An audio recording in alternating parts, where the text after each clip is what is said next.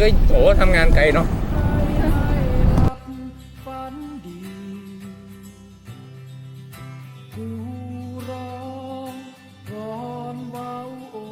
เคยมาวิ่งแถวนี้ใช่ไหม ผมก็ไปหมดแหละครับ ไปหมด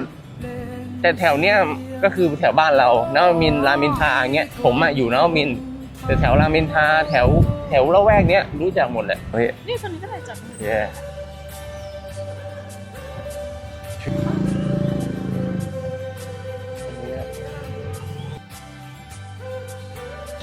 ขอบคุณนะคะ ครับพี่ของครับเกี่ของครับพี่เดี๋ยวผมไปลงนะ TikTok Facebook เหมือนกันส่งเขาเจ๊พี่ของครับ ไม่จริงนะ เนี่ย อะไร ของครับพี่